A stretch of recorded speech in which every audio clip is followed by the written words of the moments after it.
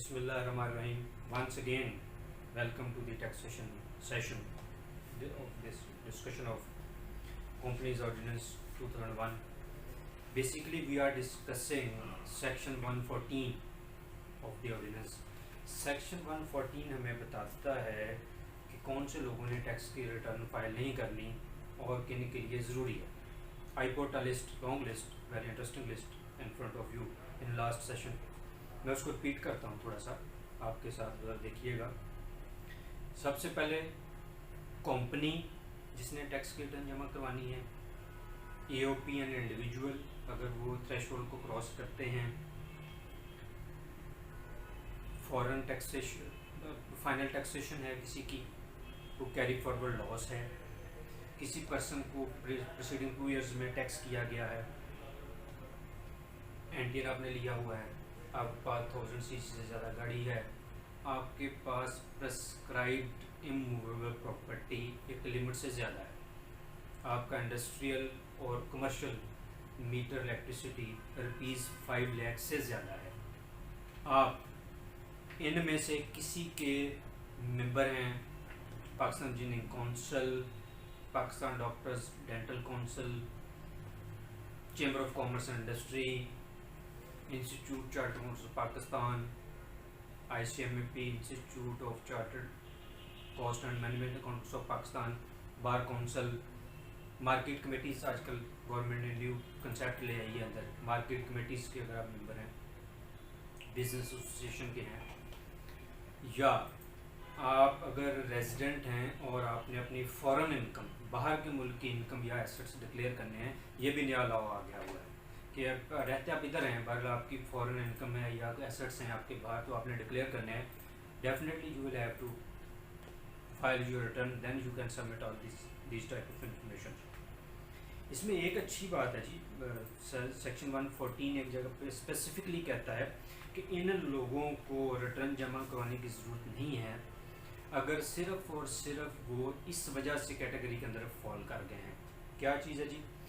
आपके पास immovable property है, सिर्फ इमूवेबल प्रॉपर्टी है, या आपके पास 1000 cc से ज़्यादा गाड़ी है, तो आपको इन लोगों को, इन 4 लोगों को टैक्स की रिटर्न जमा करवाने की ज़रूरत नहीं है.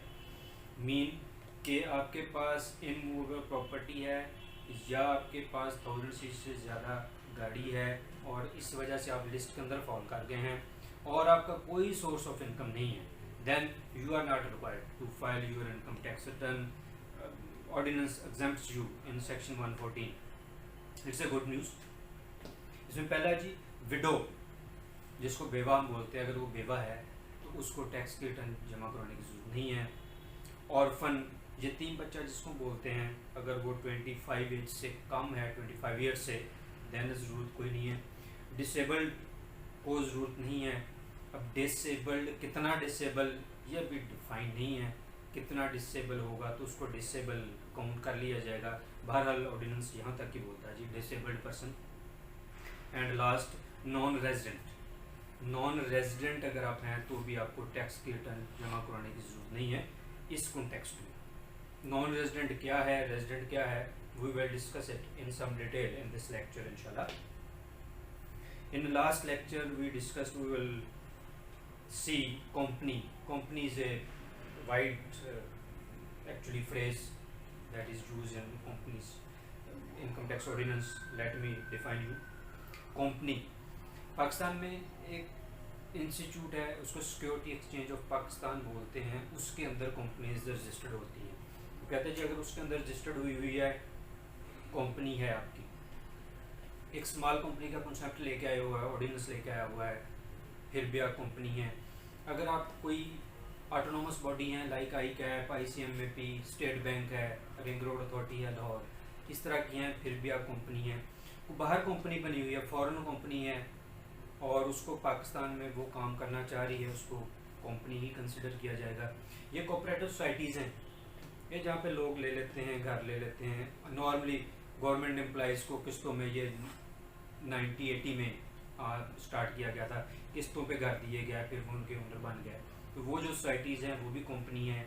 इस तरह को फाइनेंस सोसाइटी है, एनी अदर सोसाइटी है, उसको ये अपना इनकम टैक्स ऑर्डिनेंस पूरे को एक कंपनी कहता है जी। ये सारी कैटेगरी एक कंपनी है, जो कि हमने लास्ट लेक्चर में भी देखा। सेक्शन 114 का पहला वर्ड ही एवरी कंपनी है कि हर कंपनी ने टैक्स की रिटर्न जमा करवानी है। तो ये कंपनी की पूरी लिस्ट है। तो अगर आप इसमें फाइल करते हैं तो आप कंपनी हैं, वी मस्ट नो कि हम कंपनी हैं।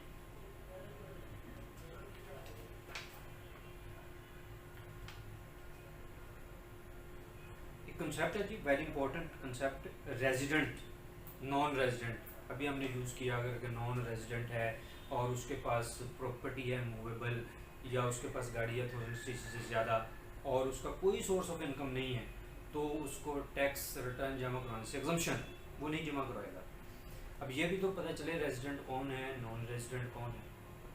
अब रेजिडेंट मैं आपको डिफाइन कर देता हूँ, जो इस कैटेगरी में फॉल करता है वो रेजिडेंट है, बाकी सारे नॉन रेजिडेंट है in the context of income tax ordinance. बाकी रेजिडेंट नॉन रेजिडेंट की जो डेफिनेशन है डिक्शनरी मीनिंग में वो वही है। कहते हैं इंडिविजुअल की बात करते हैं हम। इंडिविजुअल एक इंसान जो है उसको रेजिडेंट कब काउंट किया जाएगा? पहला कि अगर वो इंसान, वो इंडिविजुअल एक टैक्स ईयर में 183 डेज या उससे ज़्यादा पाकिस्तान में स्टे करता है तो वो रेजिडेंट काउंट हो जाएगा। या नेक्स्ट, इनमें से कोई भी कैटेगरी में आप फॉल करते हैं, आप किसी टैक्स ईयर में 120 डेज तक पाकिस्तान में रहे और पिछले 4 सालों में मिला के 365 डेज आप रहे तो भी आप रेजिडेंट काउंट हो जाएंगे। तीसरा, आप गवर्नमेंट के एम्प्लॉई हैं, गवर्नमेंट ने आपको बाहर भेजा हुआ है, बेशक 1 साल 2 साल 3 साल आप बाहर गुजारते हैं, आपको रेजिडेंट ही काउंट किया जाएगा for the purpose of tax. Let me repeat, very important. आप पाकिस्तान में 183 डेज या उससे ज़्यादा पाकिस्तान में स्टे करते हैं, आपको रेजिडेंट कंसिडर किया जाएगा। आप 120 डेज स्टे करते हैं या उससे ज़्यादा और प्रोसीडिंग 4 टैक्स ईयर्स में मिला के 365 डेज भी आपने किया है। मैं पिछले सालों में 365 डेज हैं और करंट ईयर में आप 120 डेज हैं, फिर भी आप रेजिडेंट काउंट हो जाएंगे। तीसरी कैटेगरी, आप गवर्नमेंट के एम्प्लॉई हैं, बाहर हैं, तो भी आप रेजिडेंट काउंट हो जाएंगे। यहाँ पे एक इम्पॉर्टेंट है कि लोग कई दफ़ा पूछते हैं जी हम तो 2 मंथ के लिए आए थे, फिर चले गए, फिर 15 दिन के लिए आए थे, फिर चले गए। दैट्स इममटीरियल। आप कंसेक्टिव आपका स्टे है या आपने इंटरवल्स में स्टे किया है, अगर 183 डेज आपको हो गए हुए हैं या उससे ज़्यादा, तो आपको कंसिडर कर लिया जाएगा कि आप रेजिडेंट हैं। एक इसमें इंटरेस्टिंग बात ये है, वो कहता है जी अगर आप किसी भी लिहाज से यहाँ पे रुके, अपनी मर्जी से या आपको मजबूरी में रुकना पड़ा, तो 183 डेज आपके पूरे हो जाते हैं। आप क्लेम करते हैं जी 5 डेज तो मैं PSL के मैचेस हो रहे थे इस वजह से नहीं जा सका, यहाँ पे एरोप्लेन्स की स्ट्राइक्स हो गई थी, मैं इसलिए नहीं जा सकता, मेरा कोरोना टेस्ट क्लियर नहीं हो रहा था, that is recent development actually, तो मैं इसलिए नहीं जा सका, अदरवाइज तो मैंने 170 डेज पे चले जाना था। तो ये रीज़न जो लॉ है वो एक्सेप्ट नहीं करता। अगर 183 डेज आपको किसी भी हवाले से हो जाते हैं तो आपको डियर रेजिडेंट काउंट कर दिया जाएगा। Next one is also very important, we are discussing again and again a word, person. In normal life we say person to an individual, किसी इंसान को हम पर्सन बोलते हैं, but in the context of income tax ordinance 2001 person is a wider term that includes, वो कहते हैं जी अगर आप कंपनी हैं तो भी पर्सन हैं, आप इंडिविजुअल हैं तो भी पर्सन हैं, आप एसोसिएशन ऑफ पर्सनस हैं तो भी आप पर्सन हैं, आप गवर्नमेंट हैं तो भी आप पर्सन हैं। ये पर्सन की एक लंबी लिस्ट है, ये आपको देखनी है। Thank you so much for watching. We will see in the next session. Very interesting topic we are going to discuss कि जो फॉरेन इनकम है, लोग समझते हैं जी बाहर से आई हुई इनकम जो है वो टैक्स से एग्जम्प्ट है, वो उसको हमने देखना है जी वो कब एग्जम्प्ट है, किस तरह से एग्जम्प्ट है। I will bring some practical examples in front of you to understand. Very interesting सूरत हाल होगी नेक्स्ट सेशन इंशाल्लाह। इजाज़त दीजिए, टेक केयर, अल्लाह हाफिज़।